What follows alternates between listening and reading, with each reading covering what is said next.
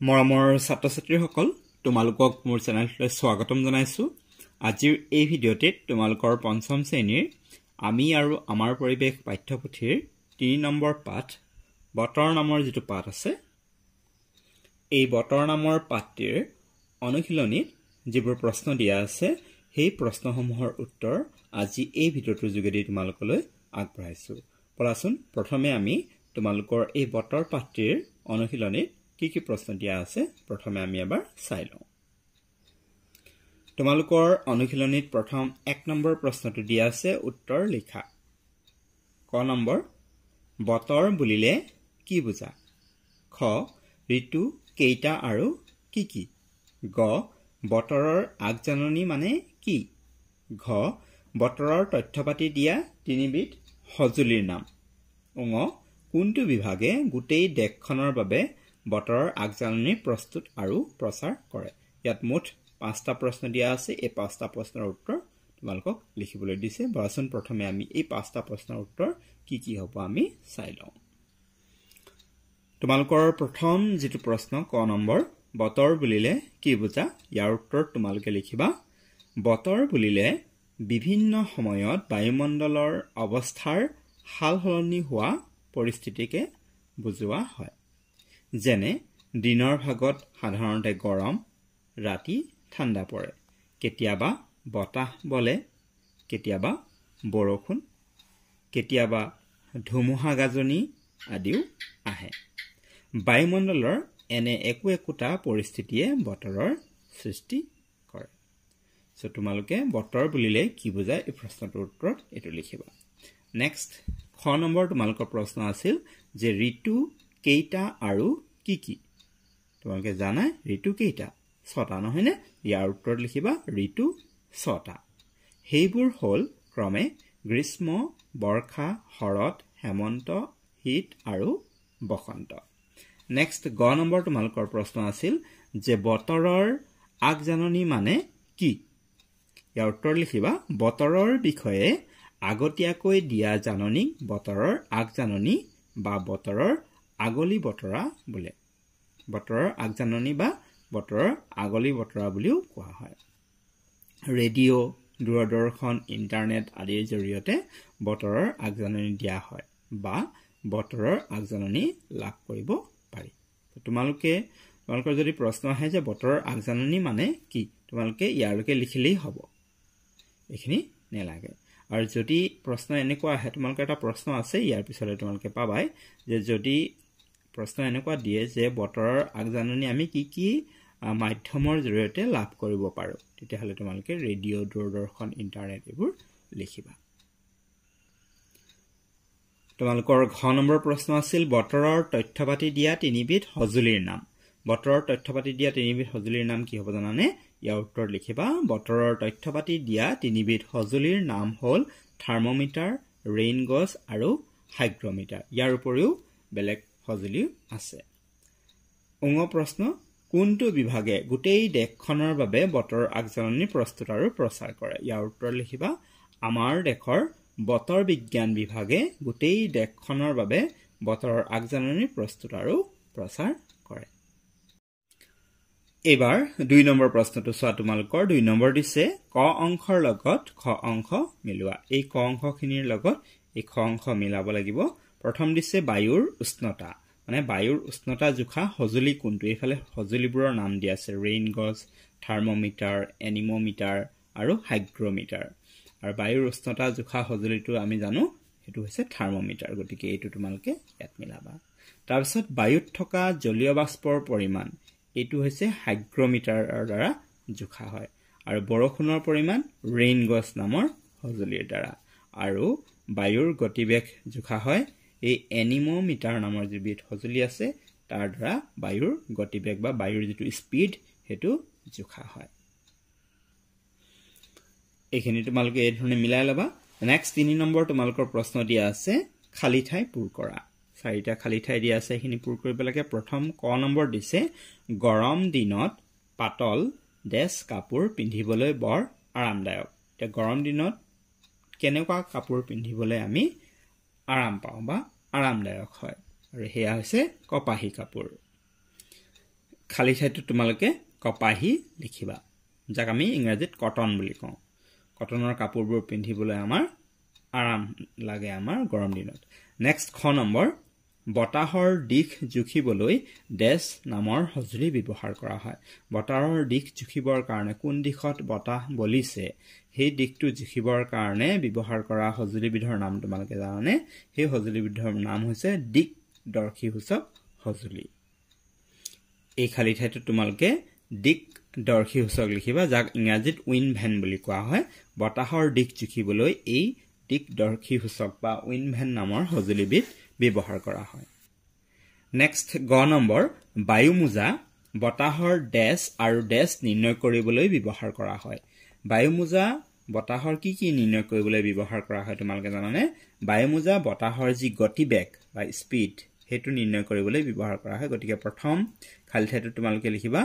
গতিবেগ আৰু ইয়াত নেক্সট খালি ঠাইটো লিখিবা তোমালোকে দিশ তাৰমানে এই বায়ুমোজাৰ দ্বাৰা বতাহৰ গতিবেগৰ লগতে দিশ নিৰ্ণয় কৰিবলৈ ব্যৱহাৰ কৰা হয় নেক্সট ঘ নম্বৰ ধুমুহা আহিলে আকাশত ডেছ মাৰে আৰু মেঘেও গাজে ধুমুহা আহিলে আকাশত কি মাৰে ধুমুহা আহিলে আকাশত বিজুলী ঢেৰেকণি মাৰে গতিকে তোমালোকে এই খালি ঠাইটো লিখিবা বিজুলী ঢেৰেকণি এই খালি ঠাইটো তোমালোকে বিজুলী ঢেৰেকণি লিখি দিবা ধুমুহা আহিলে আকাশত বিজুলী ঢেৰেকণি মাৰে আৰু মেঘেও গাজে নেক্সট 4 নম্বৰ প্ৰশ্নটো এবাৰ চোৱা 4 নম্বৰ তোমালোকৰ দিছে বতৰৰ আগজাননী কি মাধ্যমৰ জৰিয়তে দিয়া হয় অলপ আগতে এটো আমি আলোচনা কৰিছিলো ইয়াৰ উত্তৰ তোমালোকে কি লিখিবা এটো চোৱা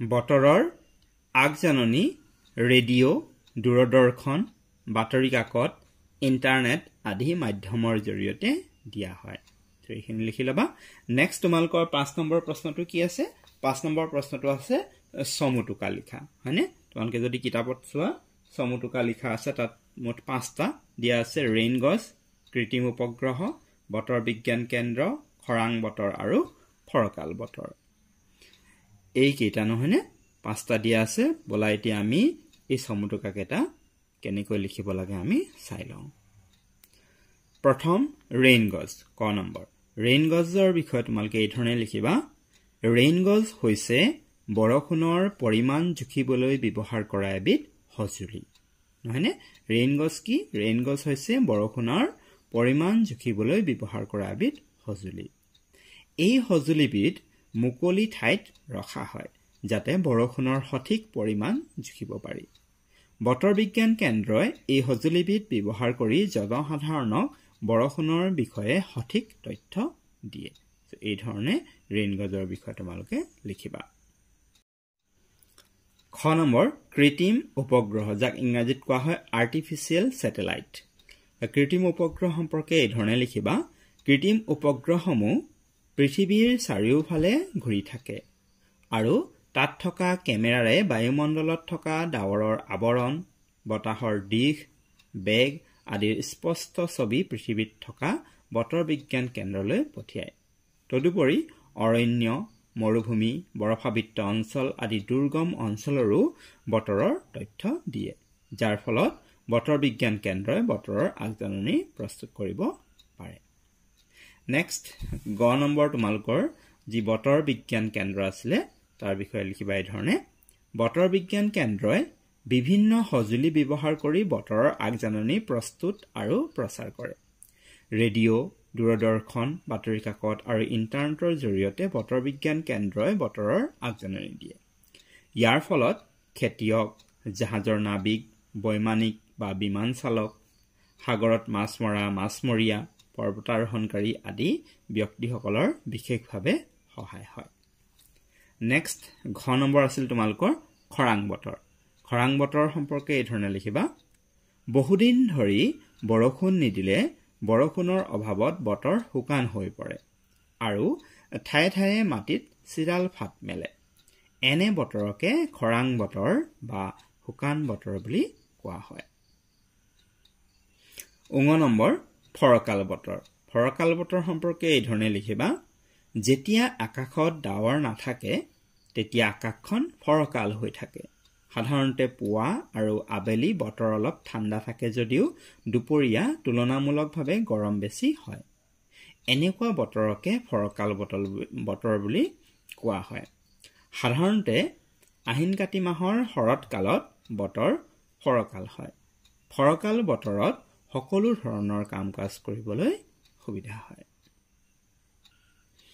এবাৰ 6 7 আৰু 8 এই তিনিটা প্ৰশ্ন চাই লওঁ বলা 6 নম্বৰ দিয়া আছে বতৰ অনুযায়ী আমাৰ হাসপাৰ কেনে ধৰণৰ হ'ব লাগে লিখা 7 কি কামত বতৰৰ আগজাননীয়ে সহায় কৰে 8 বতৰৰ উপাদান কেইটাৰ নাম কি বলা এতিয়া আমি এই প্ৰশ্ন কেইটাৰ উত্তৰ কৰি লওঁ প্ৰশ্ন 6 বতৰ অনুযায়ী আমাৰ হাসপাৰ কেনে ধৰণৰ হ'ব লাগে লিখা ইয়াৰ উত্তৰ লিখিবা বতৰ অনুযায়ী আমাৰ হাসপাৰ হ'ব লাগে অৰ্থাৎ আমি বতৰ অনুযায়ী হাসপাৰ পিন্ধিব লাগে তাৰ মানে বতৰ যেনেকুৱা হয় সেইমতে আমি কি কৰিব লাগে হাসপাৰ পিন্ধিব লাগে গৰম দিনত পাতল কপাহী কাপোৰ আৰু ঠাণ্ডা দিনত উমাল গৰম কাপোৰ পিন্ধিব লাগে নেক্সট 7 নম্বৰ প্ৰশ্নটোৰ উত্তৰ তোমালোকে এই ধৰণে লিখিবা 7 নম্বৰ প্ৰশ্নটো আছিল যে কি কামত বতৰৰ আগজাননীয়ে সহায় কৰে ইয়াৰ উত্তৰ লিখিবা বতৰৰ আগজাননীয়ে খেতিয়ক জাহাজৰ নাবিক বৈমানিক বা বিমান চালক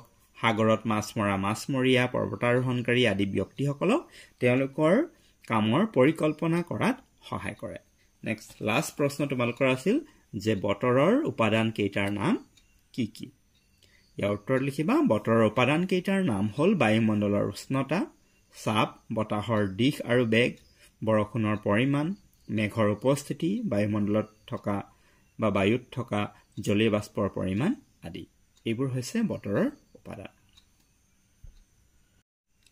এই প্ৰশ্নখিনিৰ উত্তৰ তোমালোকে ধুনীয়াকৈ লিখি লবা আৰু পাঠটো যদি তোমালোকে বুজিবলৈ বিচাৰা তেন্তে তাৰ লিংক এই ভিডিঅ'ৰ ডেছক্ৰিপশ্যন বক্সত দিয়া আছে তোমালোকে ভিডিঅ'টো চাই ল'ব পাৰিবা আৰু আজি ভিডিঅ'টো কেনে পালা তোমালোকে ভিডিঅ'টো যদি তোমালোকৰ ভাল লাগিল তোমালোকৰ যদি সহায় হৈছে বুলি ভাবিছা তেন্তে ভিডিঅ'টো লাইক এটা কৰি দিয়া শ্বেয়াৰ কৰা তোমালোকৰ বন্ধু বান্ধৱীসকলৰ মাজত যাতে তেওঁলোকেও ভিডিঅ'টো পায় আৰু প্ৰশ্ন উত্তৰখিনি কৰি ল'ব পাৰে পাঠটি বুজি ল'ব পাৰে আৰু মোৰ চেনেলটো যদি প্ৰথম আহিছা তেন্তে চেনেলটি সাবস্ক্ৰাইব কৰি ৰাখিবা যাতে আগলৈ এনেকুৱা ধৰণৰ ভিডিঅ'সমূহ পাই থাকা আৰু মোৰ চেনেলটোৰ সৈতে জড়িত হৈ থাকিবা যিহেতু তোমালোকৰ সকলো বিষয়ৰ ভিডিঅ' এই চেনেলটিত নিয়মীয়াকৈ আগবঢ়াই থকা হয় আৰু লগতে তোমালোকে মোৰ চেনেলটিৰ প্লেলিষ্ট সেকশন এবাৰ চেক কৰি চাব পাৰা তাত তোমালোকৰ বেলেগ বিষয় অৰ্থাৎ গণিত ইংৰাজী বা তোমালোকৰ অসমীয়া সকলো বিষয়ৰ প্ৰশ্ন ধুনীয়াকৈ দিয়া আছে আৰু লগতে বৃত্তি পৰীক্ষাৰ যিবোৰ প্ৰশ্ন বা তাৰ উত্তৰ সেইখিনিৰো এটা প্লেলিষ্ট ধুনীয়াকৈ কৰা আছে তোমালোকে নিৰ্দিষ্ট প্লেলিষ্টত গৈ নিৰ্দিষ্ট ভিডিঅ'সমূহ চাই তাৰ পৰা আয়ত্ত কৰি ল'ব পাৰিবা আৰু কৰবাত কিবা অসুবিধা পালে বা যদি ভিডিঅ'বোৰ বিচাৰি নোপোৱা